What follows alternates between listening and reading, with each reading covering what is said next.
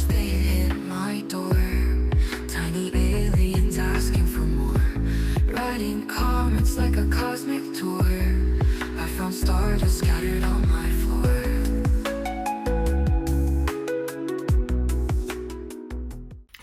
Greetings everyone. A postcard from my collection, or in fact in this case 2 postcards from my collection. And these were very recent acquisitions of mine. I like unusual, and it's the usage and how postcards have been used in an unusual way.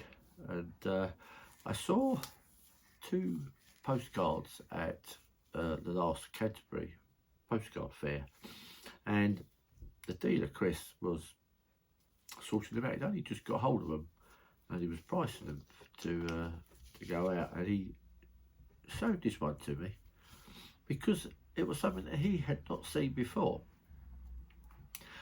and I've not seen it before either. And it's the use of this postcard that is unusual. The postcard itself is a hymn one, stand up for Jesus, which I will not sing for you because that will immediately turn everybody off, because I have an atrocious singing voice. All in all, this is the type of card you'd probably find in a 25p box or even a 10p box. It's not one that has a lot of value. But this one is very unusual. You may notice there's little bits sticking out here. That's because the person has cut slots into the card and placed 3 photographs on the reverse side. 2 ladies and a gentleman. Now, that's turned this postcard into something completely different. It's no longer a card that you could send through the post. It's sent through inside an envelope, and it's quite possible that that is what happened with this particular card. I will never know the answer to this, but the questions that I have: who are these people? Why was this postcard used to make this unusual little album picture collection? Was this done for a mother, for a grandmother, another family member somewhere? Are these 3 people related? I suspect that's quite probable. Sisters and brother? The most unusual item, really, and something which I'd not seen before. Photographs attached to a postcard in this way. I've seen little pictures glued to cards in the corner on the picture side with a little bit of writing, say, and that's to add a little image to a card that was posted or sent through. But I've never seen a postcard actually turned into a photograph or a collection of photographs. It is the most unusual item. I mean, I had to have it as soon as Chris showed it to me, and if he's not seen one of these before and I've not seen one of these before, then it'll be interesting to know how common a thing it was to do. I mean, Chris has had many years as a dealer, so if he's not seen one before, it's quite unusual. But what made it even more unusual was in the same collection that he bought, there was this postcard of Goodwinton, the beach. And obviously, again, this would be a 25p boxed postcard. But again, the sharp-eyed amongst you will notice a little white corners sticking through, and that's because this one has a single photograph attached to it. This one of a gentleman. This is a studio based photograph, as was quite common in those days. You would have these little photographic studios in all of the cities, a lot of the towns, and even some out in the little villages and the little areas there as well. And you would make your appointment, you'd go in your best clothing, and they had scenery that they could put behind you, or something that you could sit in, something that would make it a little bit more interesting.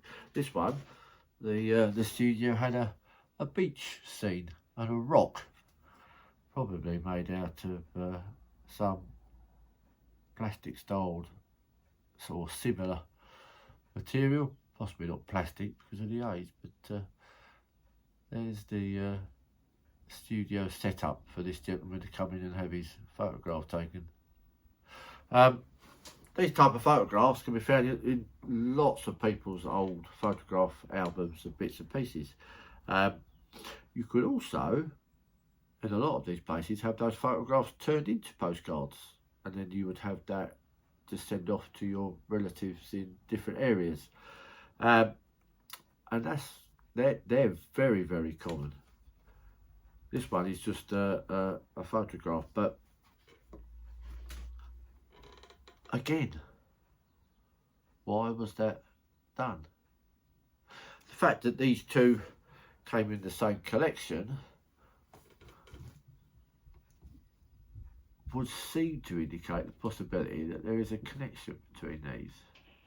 Now, I've had a good look at these, and I've looked at these two gentlemen, and they're not the same man in my opinion. So, is this another brother to the three that are on the other card? Is it a cousin, nephew, or is it someone totally different? And the unlikely coincidence of the two being in the same small collection that was picked up. But very strange items which appeal to me because I do like the strange. How you would go about trying to find out who they were with absolutely no information, I suspect it's nigh near impossible. But that doesn't make the cards any less interesting for me as something unusual. These will go into my novelty collection. They're not produced novelty cards, but they have a novelty aspect to them because of how the person has used these. And they've been kept in really good condition, so they weren't items that were carried on someone, I think, as a memento. Maybe they were placed in an album, maybe they were placed on the shelf and looked after, but they've survived very, very well. And I suspect they're quite old. I wouldn't be at all surprised if these were pre or around the First World War period. And certainly just before the First World War and into the early days of the First World War, these photographic studios were all over the country. People went in and took their photographs and sent these across. So there we go. They weren't very much, but they caused me a great deal of fun, and they are very unusual items indeed, which shows that it's always worth looking, and postcard fairs are sometimes the best places to go to pick up unusual items like this. That's that one. So, as always, I look forward to seeing you at the next one.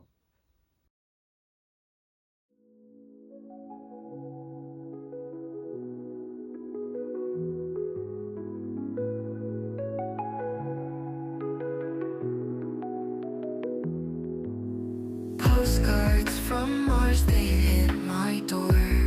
Tiny aliens asking for more. Writing comments like a cosmic tour. I found stardust